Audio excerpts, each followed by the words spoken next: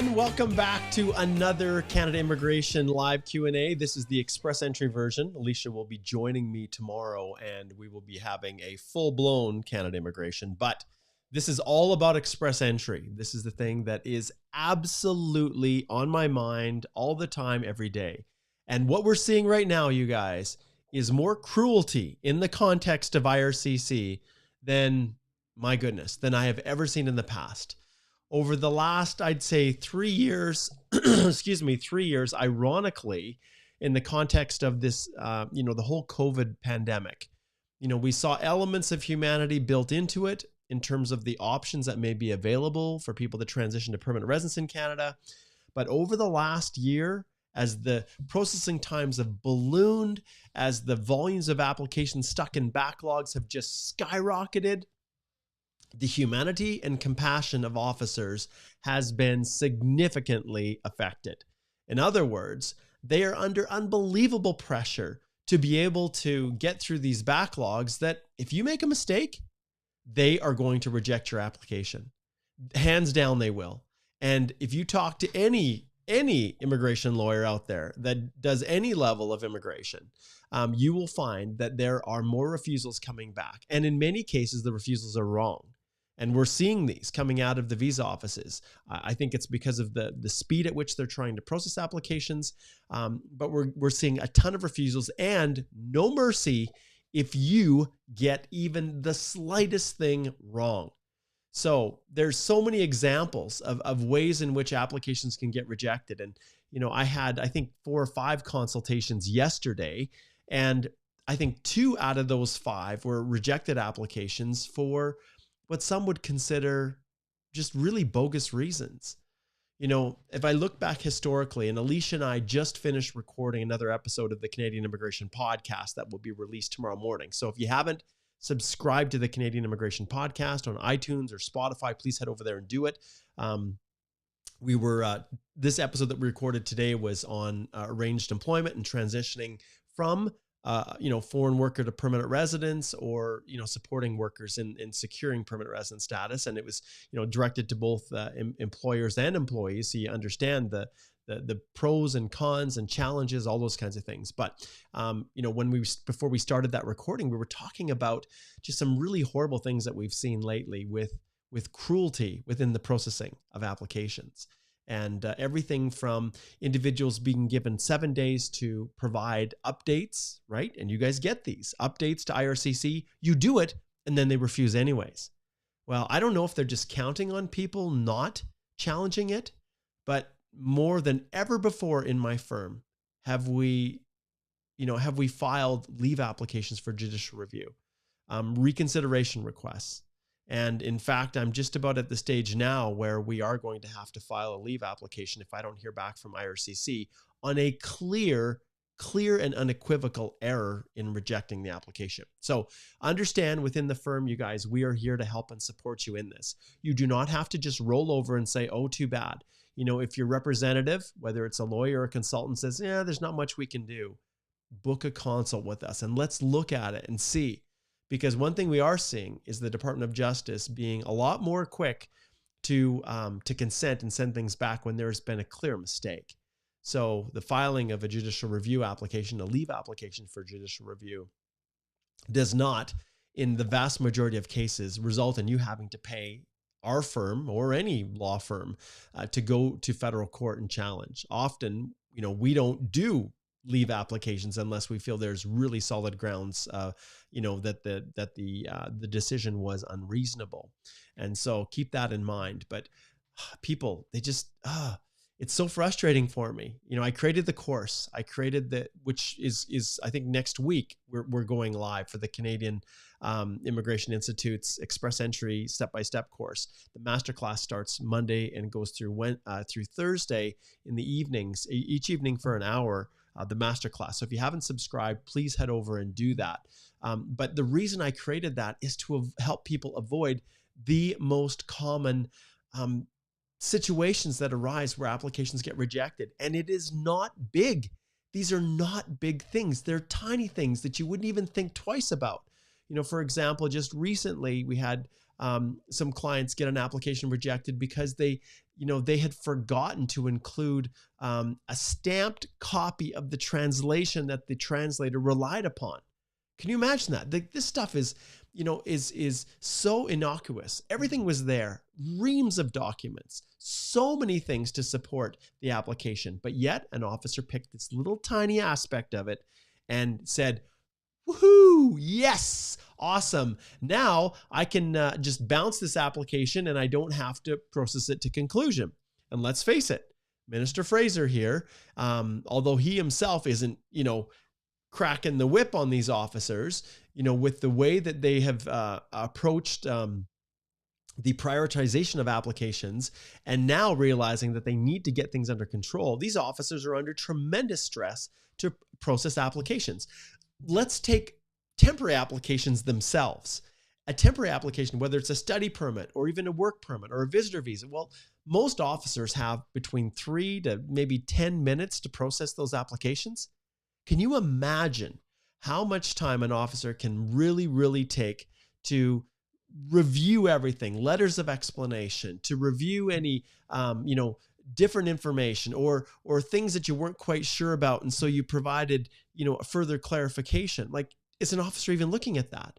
Are they completely, overlooking it? And then it results in an application getting rejected. So, in our firm over the years, we've had to really transition how we guide our clients in preparing their applications, even to make sure that it's all point first, that it's all, really putting forward right at the beginning, all of the information and almost summarizing it for an officer to make sure that they have the ability to make a decision based on the actual information that you've provided to support your application. So I don't know, what more to say about it, you guys, but if I flip over here, let's see if I can go over to our, to here. The Express Entry course is designed to help you navigate your way through it. And the masterclass component to it that starts on June 26th, goes through the 29th, is specifically designed to clarify any of those tiny little nuances. But the most important part of this course is the fact that when other people ask questions, you get the benefit of those questions. And I'll be honest, over the years, after creating the course and honing it, and really the first one was really launched in, I think, the end of 2015, right after Express Entry was created. But all of these modules, over 10 hours of content, all of this was created to give you an unbelievable foundation to make sure that when you put your application together, you get it right the first time and you know where to look. You know where to find those little hidden landmines that are buried in the application process that can result in an officer saying, yes, I found a reason to refuse it. They didn't include, a color copy of their police clearance. Oh, I see they went back to their country.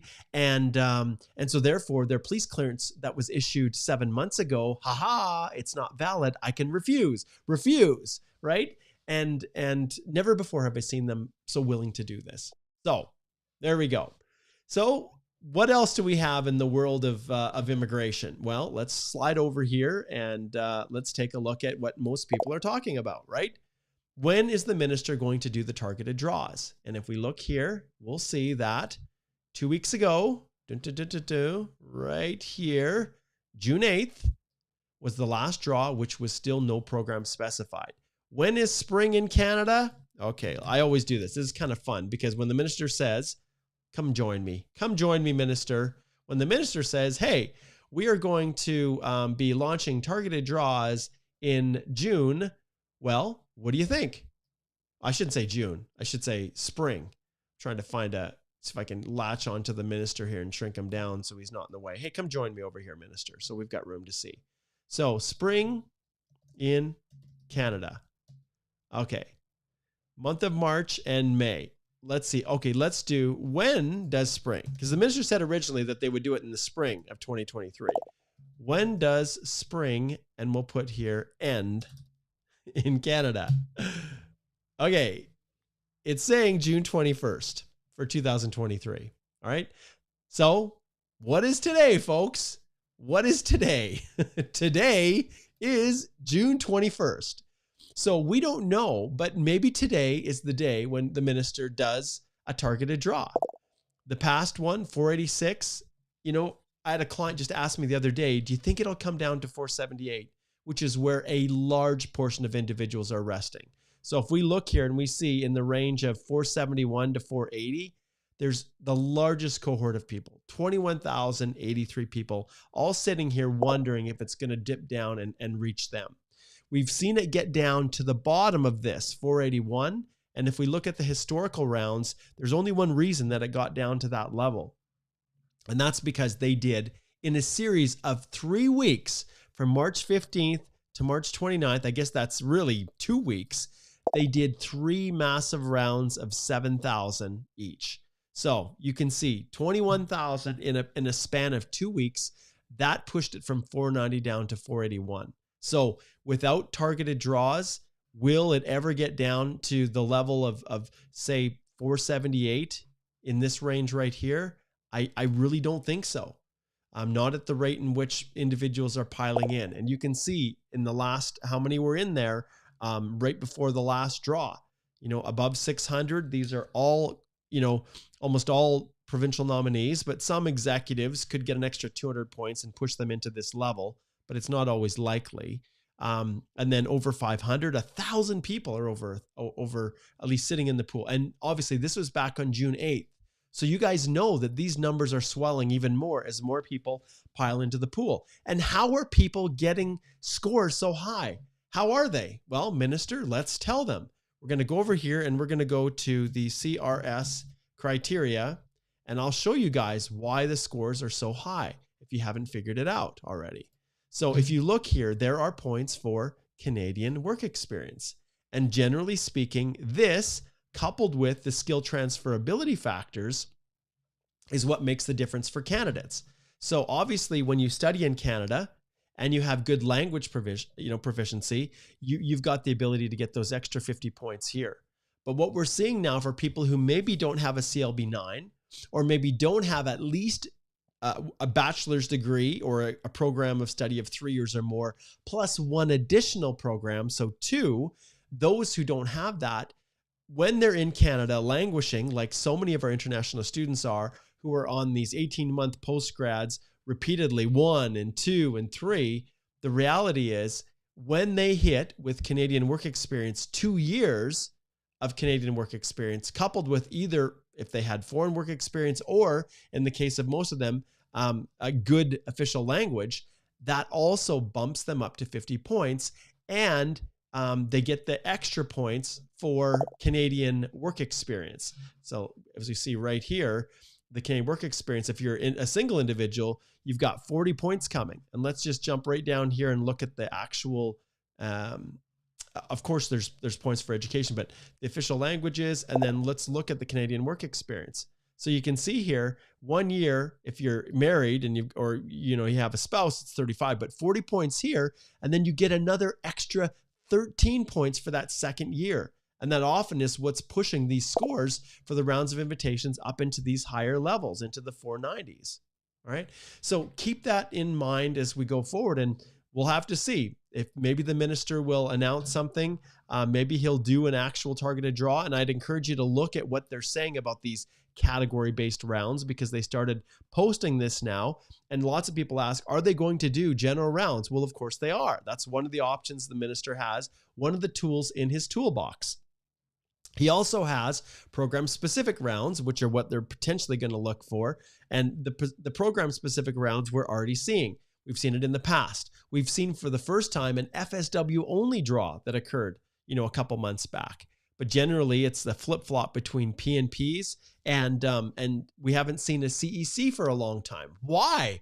With so many people out there stuck, why, Minister, have we not seen more CECs? Well, and then finally, the category-based invitations. And if you go to the YouTube channel, you can see that in the past, I did a TR to PR transition video, and I'd encourage you to go check out that one on the YouTube channel, which breaks down kind of where the minister was going with this. And there's also one with kind of Express Entry 2.0 that you should check out as well on the YouTube channel or wherever you're watching this episode, these live streams. Okay, let's jump back. We'll say adios to the minister here, and then let's jump back here and let's start giving some shout outs. I know I saw a super pop in here. We better hit the supers.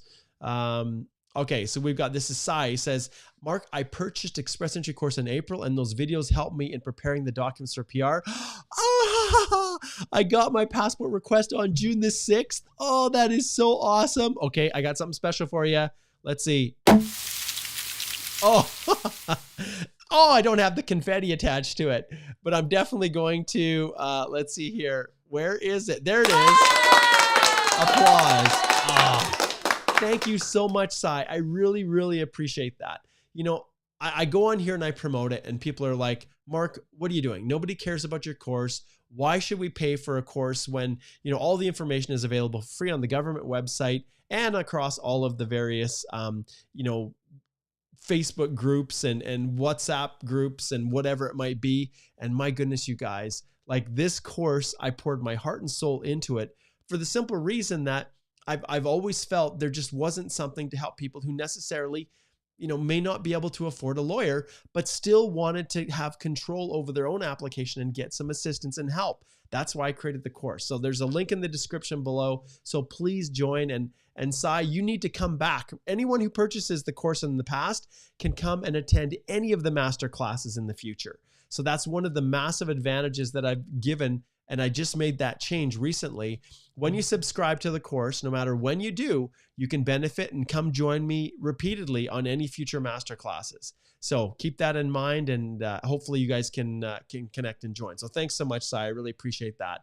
That really means a lot.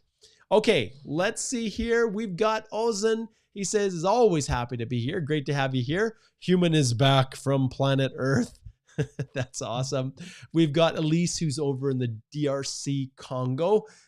Great to have you here. Iftech, hello. How's it going? We will definitely get to your questions, guys. So hang tight. Davina says, hi, sir. And I smashed the like button before your live started. Thank you for updates. Thank you. That is so awesome. Looks like we got another super that popped in here. This one is from Sneha. And Sneha says, working remotely for the employer in my home country. I'm in Canada in an open work permit, so I have 2 full-time jobs. Does that remote count? Oh, does that remote job count towards FSW experience? Okay, so one of the things, like we have this, basically I need to understand more about the situation. Is it possible to count work experience when you're in Canada and working abroad overseas for another company? It may be possible. Yes, it may be possible. And often what people are saying is, you know, can I count my Canadian work experience on my open work permit while I'm working for an overseas company? Well, it comes down to a whole bunch of factors. You know, do you meet the requirements of everything? There's no specific restriction on being able to count foreign work experience. But it just depends on, and this is the hard part, Sneha, and that's why I always advise people to reach out and book a consult so that I can get the full picture here. But there's no specific regulation that prohibits this. But at the same time, you still have to meet all of the other factors.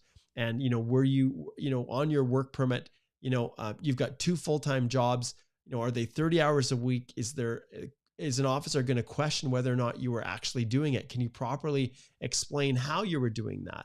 And this is a question, Sneha, that I see a lot from people. And immigration is never, to my mind, clarified one way or another whether or not this type of a situation might be possible. We know from within Canada, or if you're trying to work more than one full-time job in the context of a federal claiming foreign work experience, or even in Canada, you know, you can't double up your work experience under Canadian experience class. You can't, you know, work 60 hours and 30 hours for 2 different companies and work 6 months and you're done. That doesn't work in the context of the federal skilled worker program.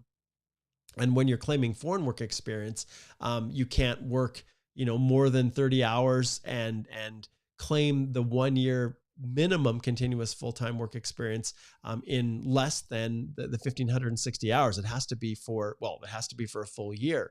Working 2 occupations at the same time, 2 jobs at the same time. If it's part-time, you can use that to meet full, but not, you can't work 2 full-time jobs and over a year and then claim 2 years of foreign work experience. They don't count more than 30 hours a week. That's what they specifically state. But to this stage, I have not seen any clear directives from immigration on whether you can't claim at the same time Canadian work experience and get the Canadian work experience points and foreign work experience. However, although immigration has not said it, I've never tested that situation out. Never. You could make the argument and try to do it, but I'll be honest, when I look at that situation, Sneha, I would not want to take a chance doing it. That's personally. The discretion of an officer is there, and I haven't seen a federal court case that challenges it. But, ultimately there's a lot of different factors, and, I recommend you book a consult and we can look at things more in depth, Sneha. But that's a really good question. Okay, Rowan comes, can I enter the start date of my apprenticeship in FSW queue about when I first became eligible to work in the occupation if there's no requirement in my country? Yeah, ultimately, remember that whole start date is really geared towards the Federal Skilled Trade Program, not so much CEC or FSW. So often people they will pick whatever. If there's no specific requirement for education, then what I'll do is I'll use high school as the date. And I think the instructions even state that within the work history section of your profile. So often what I teach in my course and what we work with our clients is if there isn't a minimum education, then we usually just use the date that the person graduated from high school, usually. But using the apprenticeship as your start date, I don't see any reason or any problems with doing that either. It just depends on the circumstances, right? So great question, Rohan. Okay.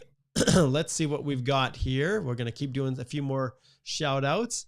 Promise. Hey, how are you doing, Promise? Yes, I know it's been a while. Give me an update. Where are things at with you? Rowena says, hey there from Toronto. Great to have you, Rowena. Thank you so much. And Cheaton over on LinkedIn. Good to see you. Thanks for connecting in and watching on LinkedIn. Great to have you here. Divine, good to see you. Hello. Moses says, may I have your email address, please? I'll just show you guys very quickly because lots of people ask, how do I get in contact with you, Mark? Well, the way we've got our firm structured, all you need to do to reach out and to get assistance is to speak to a lawyer. So click on that and then click on here and you can check out the reviews that we have within the firm, but you can then book a consult with Alicia or myself. And that is how you get the one-to-one contact. Because let's face it, I do a lot of this out there, like offering free assistance and information and answering questions. And so I don't do free consultations, one-to-one consults.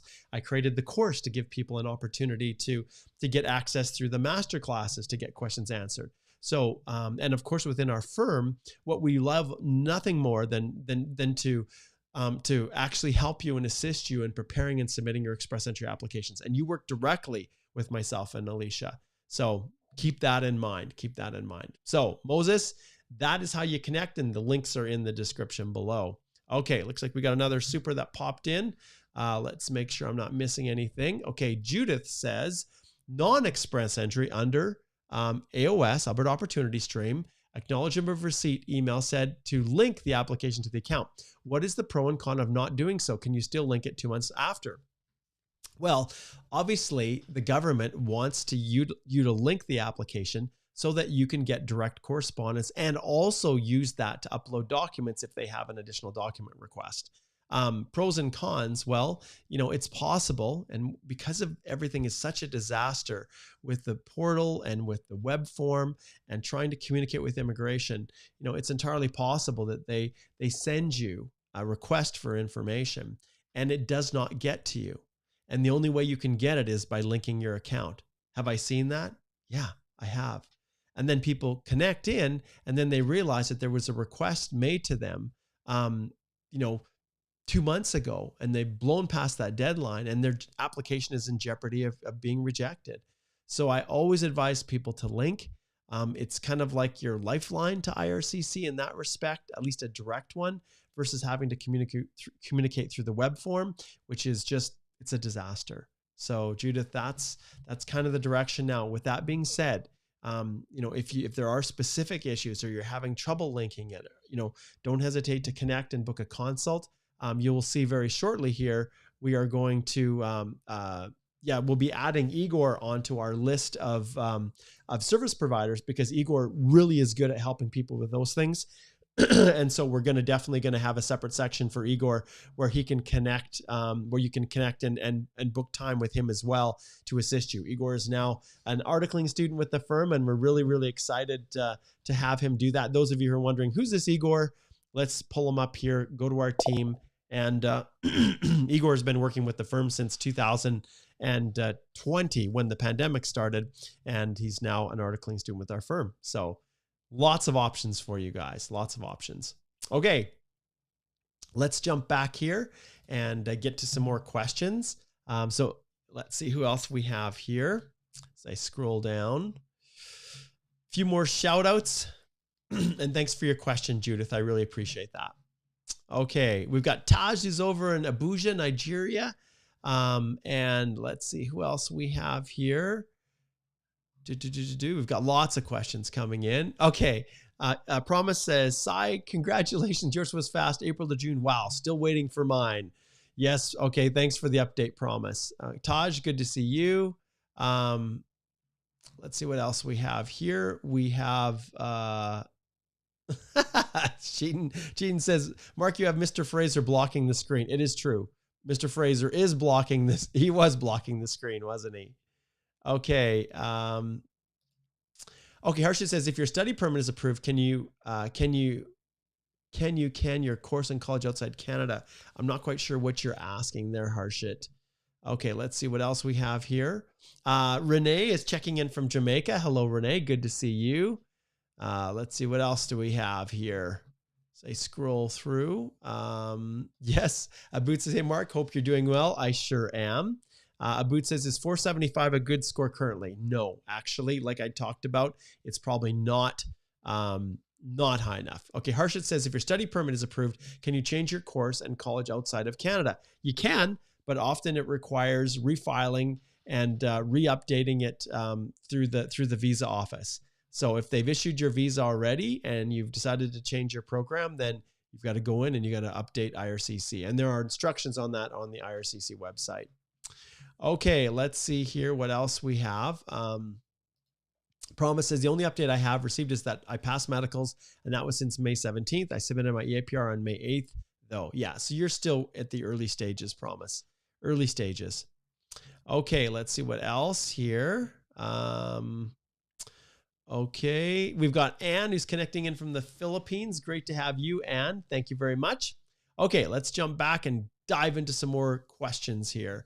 Okay, IFTEC says, if the reference letter, okay, in the reference letter, do I need to get job description for the NOC I'm not claiming points for? Worked in 2 NOCs and 1 company for 5 years. Do I need PCC from US? IFTEC. Okay, let's pick one of these questions and then we'll go from there. Okay, so do I need to get a job description for the NOC I'm not claiming points for? No, you do not need to get a reference letter for the jobs that you're not claiming points for. They will just be listed in the personal history. The work history that you do want to claim points for, you're going to list that in your work history section of your application. Okay. Do I need a PCC from the US? Came back in 2012. Else, do I need to mention that I lived during my trial? Okay. In the course, we go over the PCC requirements as well as have a ton of sample documents that are available. But IFTEC essentially, police clearance certificates, if you've lived in that country and are currently living in the US, then, and you've been there for 6 months or more, and they go back 10 years. Okay. That's the key. So you've got 2012 there, but they go back 10 years. So within the last 10 years, have you lived in a country more than 6 months in a row? That's really what it comes down to. So came back in 2012. I'm assuming you haven't been there since. Often, I would probably never rely on a police clearance certificate that was dated, back in, 2013. I'd get a new one. That's what I would do. I'm not quite sure how to answer the question, IFTEC. It's kind of cryptic because I know you're fighting with character limitations, but I recommend you book a consult and we can dive into any of those questions, or take the course, you guys. Take the Express Entry course. Come and join me. Okay, Lovey Dovey has got a question for me here. Let's see if we can find the question. Okay, great. Here's a great question. Excellent. What are the implications of withdrawing an EAPR that is in progress when GCMS suggests you made an error, but no PFL has been issued yet? Okay, Lovey, this is what we deal with our clients all the time. If I notice an error or there's something that I think we can correct or update it, then I will use a web form and I won't wait for a procedural fairness letter. I will do that. I will do that every single time before I actually request to withdraw the EAPR. This is something I strongly, strongly encourage you to book a consult for. I'm going to ring the bell here, Lovey, and let us go in and let's talk about this, because there may be very distinct reasons why you don't need to withdraw, but instead you make attempts to correct it and fix it without losing that opportunity. Now, there may be situations where you truly do. You truly do need to withdraw or request a withdrawal, but even in the context of a withdrawal, that doesn't remove whatever, immigration, they don't have to accept that, I guess is what I'm saying, which is quite unusual, but it's a reality. Okay. Judith says, hey, Mark, sorry, the last part of the question was, can you still link the application after 2 months? We never linked ours. Oh, yes, you can. Yes, you can. So absolutely, Judith, you can. Go ahead and do it. Now, people have been having a ton of problems linking, but remember, whatever you put into that form, that information, if you accidentally put a space in front of your name, even that can alter your ability to link. The information needs to be matched up, but don't wait any longer, Judith. Please go in and link it as quickly as you can. And like you said, if you need help, we're here to help you with that.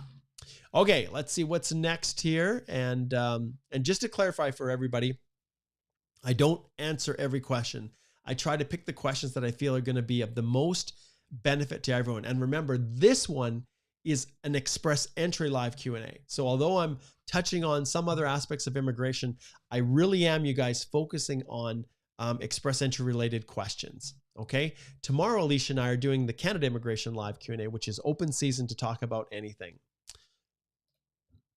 Okay, Elise has got a great question. Do I have to notify IRCC every time I make short-term visits into other countries while waiting for my documents to be processed? So after you file your EAPR, no, you do not have to update IRCC every time you travel to another country.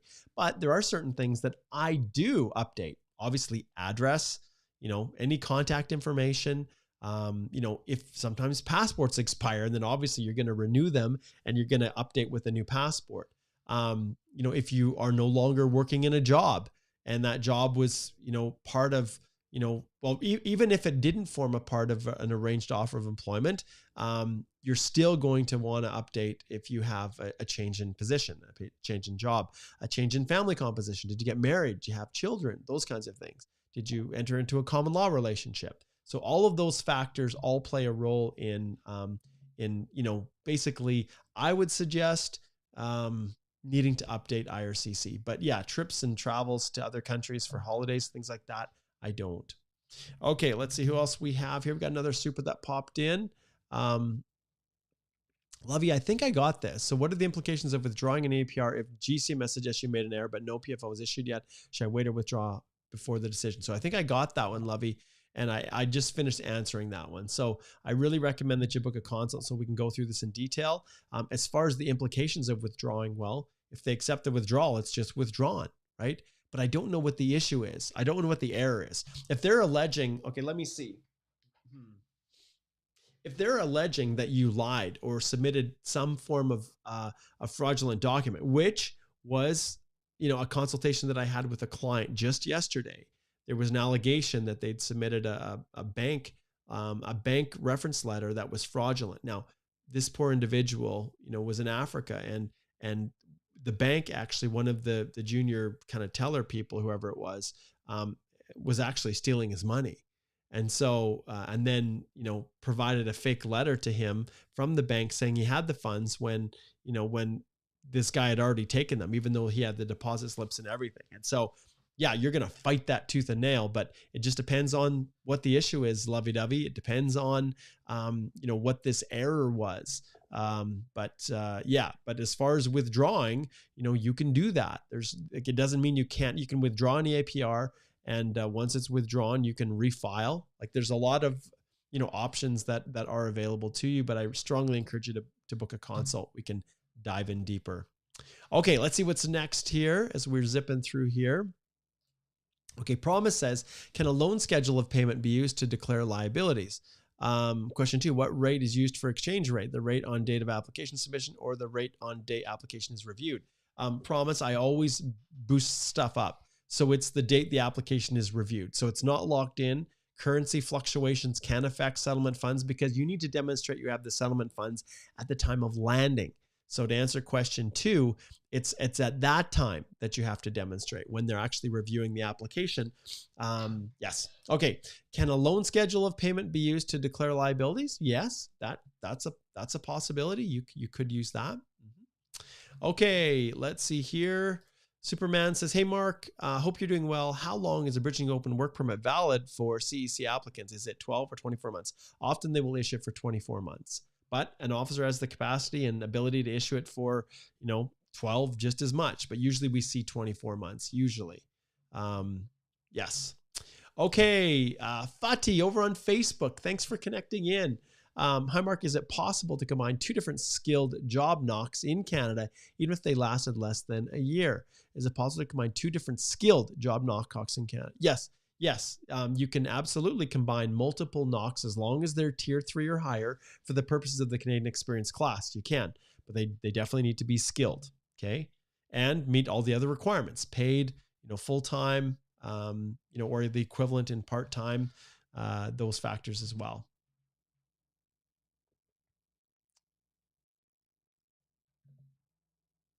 Okay, Kujit, all I can say is, hey, I get it. I understand. He says, my UCI is still CAN XX since I submit my application on January 2023, and I can't use the tracker till now. I find this situation pretty unfair for me because others can track their applications, not me. I know, it is unfair. And you know what, Kujit? It's unfortunate, but this is life. Okay, Spider-Man says, rehabbing at 6 weeks, Mark. I'm able to walk around now. Awesome, that's fantastic. Keep doing the work, man. Keep working, because my son, he tore his ACL and he worked really hard and he is fully recovered. So you put the effort into rehab, you really work, you strengthen it. And, with any luck, you'll be right back up on your feet again. Okay, we have Chris Oates from Wimbledon, UK, waiting on the federal self-employed, which is an EE, but enjoy your videos and learned a lot. Currently 3 years into process, 400 plus pages to support our application. I know, Chris, it's absolutely insane. Absolutely insane. Good luck. Hopefully you'll hear something soon. Okay, Taj says, if I'm studying on a 1-year program, say from September to April, and I intend to start another program by September after completing my program, first-year program, Taj, book a consult. This is stuff you really need to book a consult. Okay, let's see what else we have here. Okay, Spider-Man says, after COVID, visa issued for a work permit became regular visitor type visa and are valid till the expiration of the passport. Can we use the entry visa as a visitor visa after the work permit has expired? Many thanks. A visa, it just comes, this is a tough one. I get a lot of people asking this question. Obviously, when you have a work permit that's been issued and you have a visitor visa, a TRV in your passport, it's not coded as a work permit, but generally speaking, and sometimes you get officers that interpret things differently, but generally speaking, a visa, an entry visa, is an entry visa that will allow you to board a plane. So that's generally what I'll have to say, Spider-Man, but by no means do you take that as a green light that you can travel and then re-enter. I would always want to have a consult with you to talk about this in detail and understand the whole situations. So no, do not travel on that, but generally speaking, an entry visa is an entry visa. Okay, let's see what else here. DeBottom, hey, good to see you. Hey, Mark, how much time RCC taking to create PR portal account after final decision is made? Oh, I don't know. DeBottom, it's all over the map. It really is. Sometimes it comes after the final decision is made and after you've sent everything to them. I've seen it come in a matter of, a week or even less. I've seen it be up to 3 months. If you follow some of the past live streams, I've had clients who've been waiting for up to 3 months. It's insane, I know, but to get their, the e-Coper completed and finalized. Okay, let's see what else is next. Let's see what else we have here.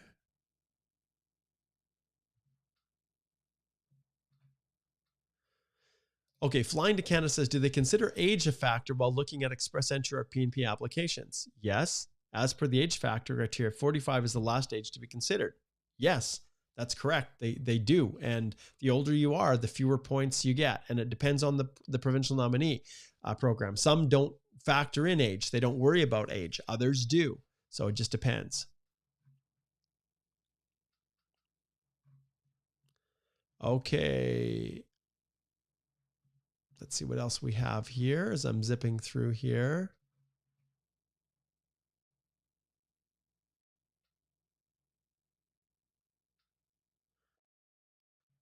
Okay. Okay, we've got Wagner Monteiro.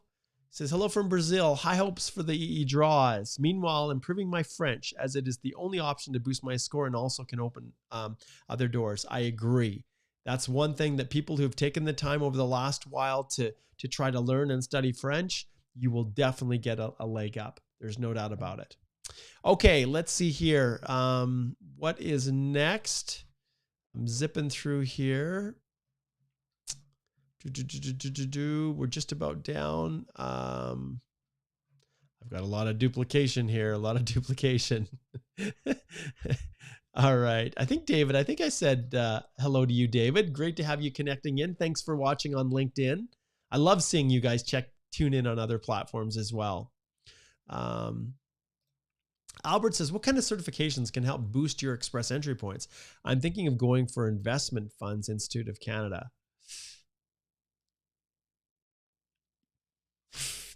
I don't know how that would boost your express entry points, Albert. I really don't know. In the context, if you have a certificate, okay, like a trade certificate, in those circumstances, you're able to get points boosted if you have, trade certification. But not quite sure what that or how that would boost points for you. Maybe I'm just misinterpreting your question.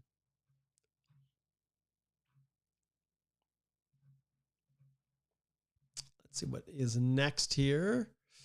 We've got a lot of, Judith says, okay, thank you, Mark. Appreciate your answers. You're very welcome. Let's see here. Okay, she just says, I love this.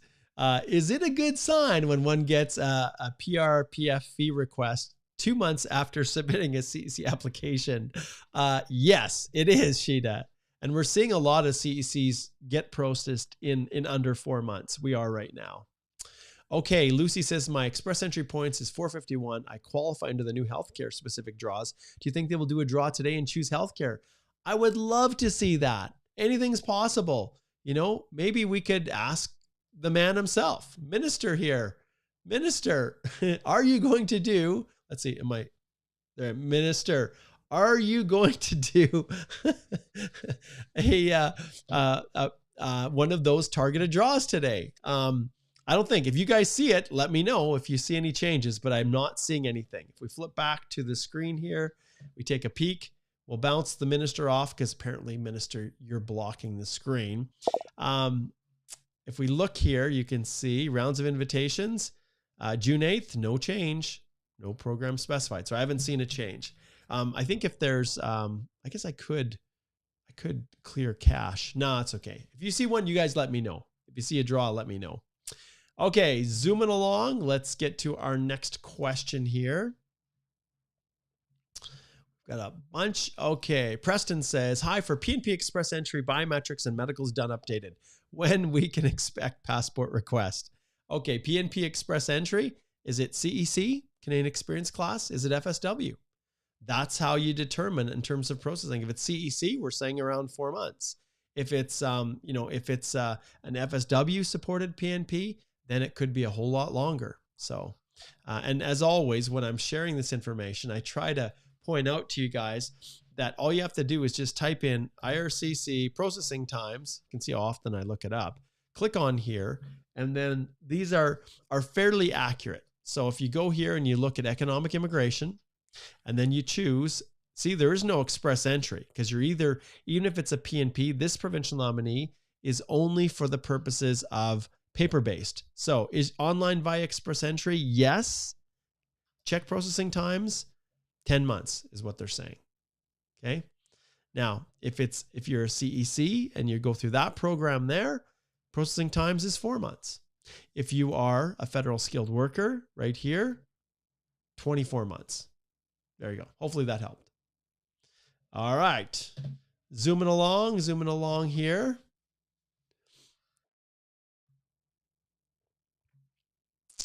Okay. Taihei says, hey, Mark, do you have any idea if IEC participants can benefit from implied status after a bridging open work permit application is submitted? Well, if you submitted your bridge before the IEC expired, then yes. Obviously, there's a lot of different factors at play, and I'm always loath to say, yes, you can keep working until I see the whole situation, Tahe. So, but implied status can be extended. You know, when you have a spousal open work permit, for instance, and you are, and then you submit a bridging open work permit if you're eligible, that maintains implied status. If you're on an LMIA-based work permit, right? So there's a lot of different factors at play here. But the key is that, you know, the permit's valid, your existing one, before you submit the bridging open work permit.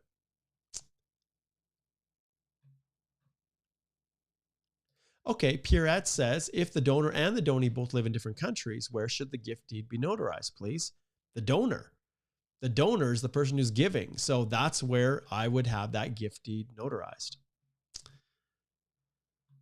Okay, let's see here. We've got a few little duplications. Okay, Nojin says, hey, Mark, thanks for always helping us going through this challenging process. A quick question. How reliable is the application status tracker? My status update to background check in progress. I do not put any stock in any of those trackers. I just don't, Notion. So I just don't. Simply put, I just don't. Okay, Saab, good to see you. Okay, Heaven Key says, hey, Mark, would an international student here for 4 years applied for EE? Student is computer science. Would an international student here for 4 years apply for EE student? Eligible for PR? Heaven Keys, I recommend you book a consult and let's strategize together. Let's take a look at your situation and let's map out a plan if you're here. All right, let's see here. Okay, David says, I would like to kindly know the benefits of using the new IRCC portal over the old application portal. Okay, so I'm not sure. Are you talking about study permits? This is probably a good segue. I'm not sure the type of application that you're referring to, but I do want to point out here, I'm going to flip back, that not only do we have the express entry course, but I also have the study permit course. And I don't know if I have the study permit as one that I can actually show you what's in it. I can't remember if this login is associated with it because I've got so many courses here, you guys. Let's just drop this down a bit. Okay, spousal. I got spousal. I got express entry. It doesn't look like I have the study permit here. Okay, that's fine. So basically, I have a study permit course where I actually break down the differences and where you would want to use the GC key or the IRCC secure account versus the other temporary, the TR portal. And so that's in the study in the study permit course, and that's you can enroll in that right now. Once you apply for a study permit, how to prepare, how to organize, how to write a compelling letter of intent, how to apply through the student direct stream, how to avoid the common mistakes, how to prepare your letters of explanation, and so much more. All of that is built into here, and yeah, there's just a ton.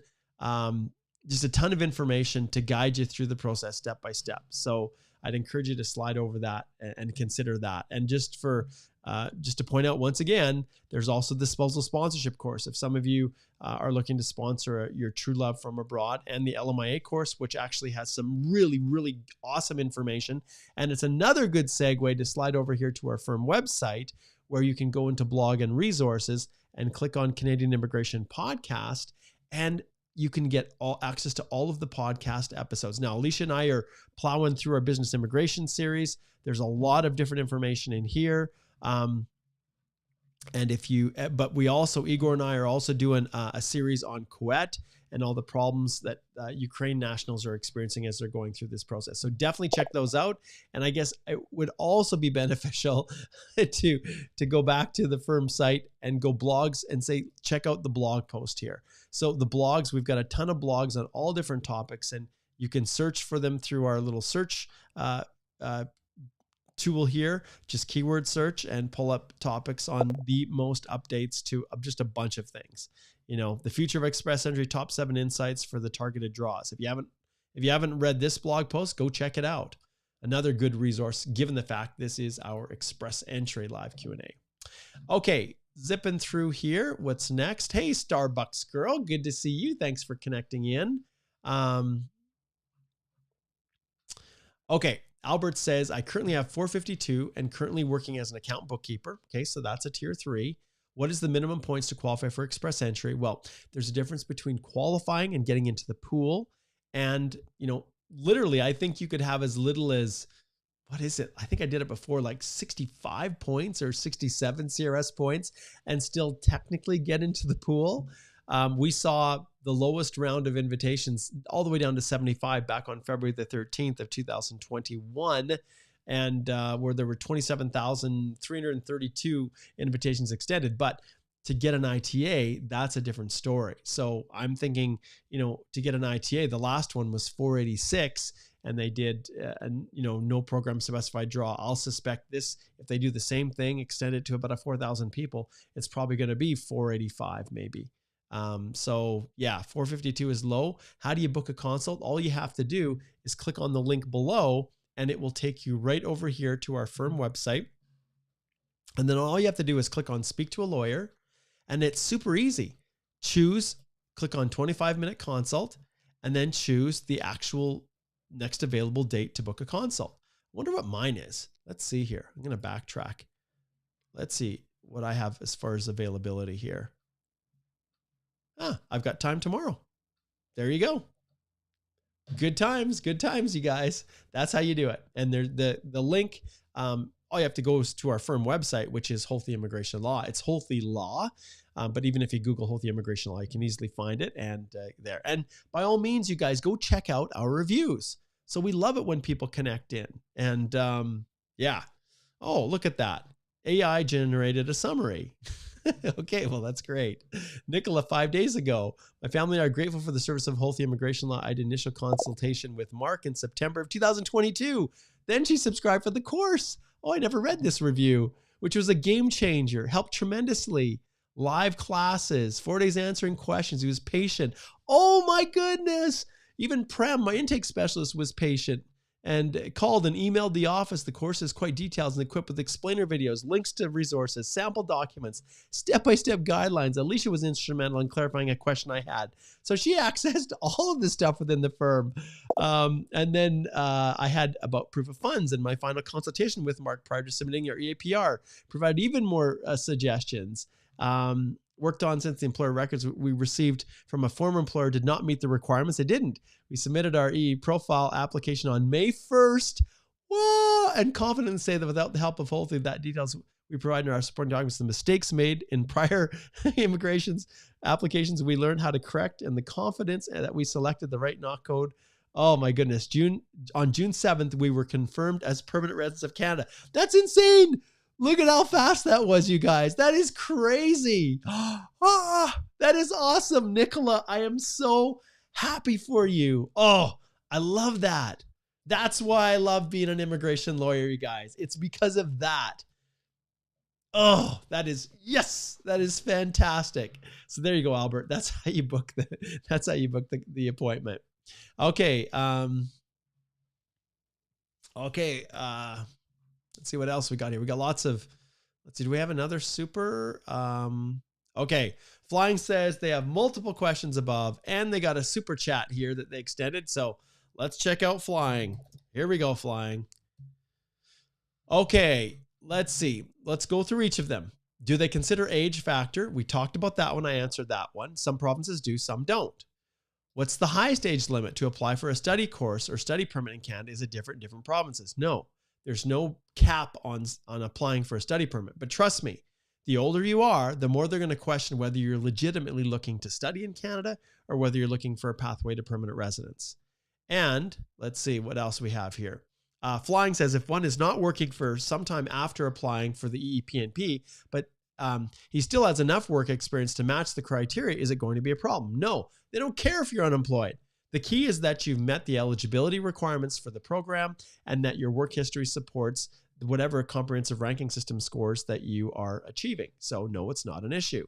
Okay, can it be that they don't consider an application in EEPNP due to higher age, even if it's within 45 years? You will not get the points for express entry. So yes, you will lose a ton of points.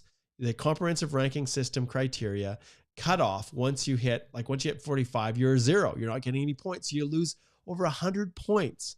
So that's how it comes into play with express entry. And if you're saying EEP and P, well, when it comes to the provincial nominee program, you're getting 600 points. So if you receive that nomination and it is through an express entry stream, then the age becomes less important, because even if you lose the 100 points, you're getting freaking 600 more for the PNP nomination. So then they're not going to refuse just because you're 45. The nomination gives you the extra 600 points. And as long as you continue to meet the eligibility criteria for whatever program, CEC, FSW, then it's still available. Okay. All right. There you go, flying. I've answered all your questions. Okay. Let's see what else is next. We're just about to the bottom and we have 3 minutes left. Let's get to a few last minute questions. Zip, zip, zip, zip, zip. Okay. Let's see here. David, you're very, very welcome. My pleasure, my friend. Okay. Let's see here. Okay. Ron Roxu says, hey, Mark, what is the difference between offer letter and letter of employment for e-applicate working on closed work permit with an LMI exempt job in Canada? Yes. Oh, do you know what I do with the records of employment now? I'm so frustrated by it. When I have a record of employment the letter of employment that pops up, I will upload everything into there. I'll upload my reference letter for my current job in Canada. I will upload my job offer letter in there too. So I do both. I stick both of them in there. It's like immigration has never done a very good job of explaining what they're really, what they're going to do. I got a text from Igor. He says, I'm about to lose my mind with these Google reps. Okay, well, we're trying to work with Google to set up our paid ads. So if you guys have experience in doing paid Google ads and pay-per-click, hey, reach out to us, because we're looking for some good support, because the Google people, even the Google employees, have no freaking clue what they're doing. It's quite disgraceful. Okay. Albert says, thank you. And I'm doing great, Rohit. Good to see you. And Harshit, I think you keep posting the same question over and over. And I've already answered it, my friend. So, okay, let's see here. Unable to get a reference letter from the employer. Yes, Amaka. And in the course, we cover that exact topic. So there's a number of, sometimes when you can't get a reference letter, then you have to use other tools and resources to try to prove and establish. So, okay, let's see here. What's next? Rohit's over in Chennai. Thanks for connecting in. Flying to Canada, you're very welcome. Okay, and okay. And then Spider-Man says, is there a blog post article on Holthe Law's website for closed work permit? I tried, but I couldn't find it. I'm not sure. I guess it comes down to the question. Okay. All right, guys, we're going to wrap it up there. Thank you so much, Promise, and everybody else. I appreciate you connecting in. It was a fantastic live stream today. Okay. Let me see. There's one last question, Harshit. Okay, what do you got here, Harshit? Let's see.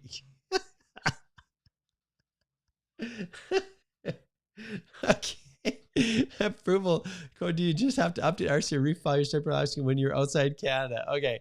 So sorry for the inconvenience I caused, but I'm asking about just updation.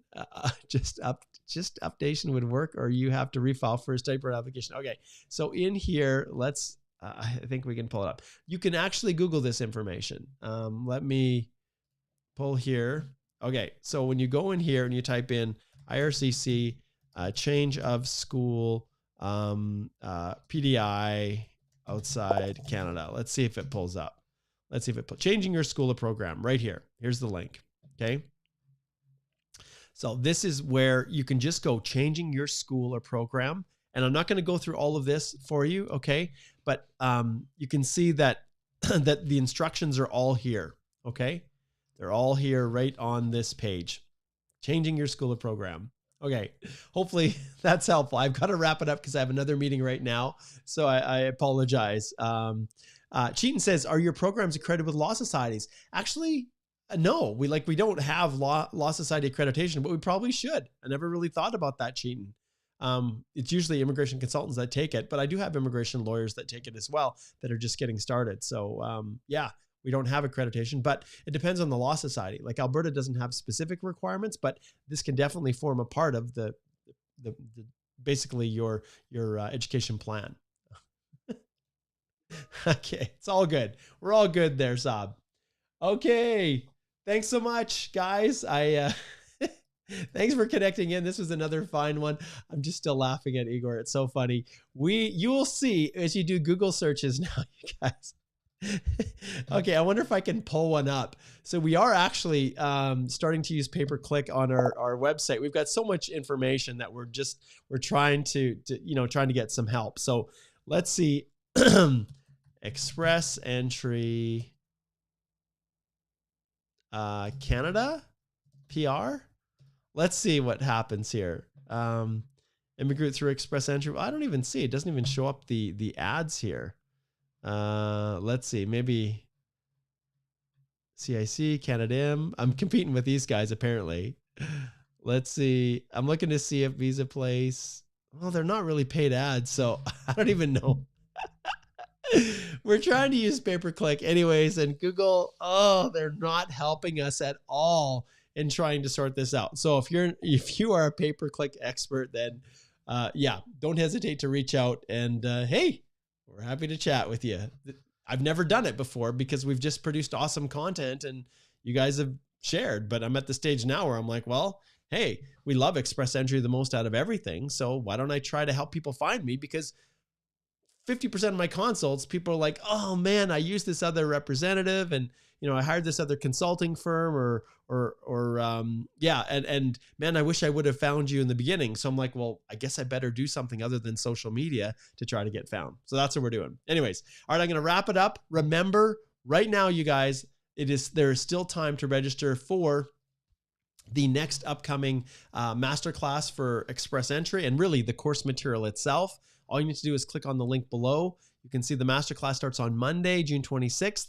And hey, look at the reviews in the video. The one that we even did today, go to our Google reviews and see what people feel about the course. I poured my heart and soul into it, and you can join me in the subscriber only masterclass that is on our Canadian Immigration Institute internal community group. All right. Thanks, guys. Take care. And I wish all of you guys all the best. We'll see you tomorrow when Alicia joins me. Oh, wait a minute. Is she going to? Yes, I think we're still going to be able to do it because I have a golf tournament with the Lethbridge Bar Association, but my tea time isn't until 2 o'clock. So I still have time from noon to 1 with Alicia tomorrow. Yes. Okay.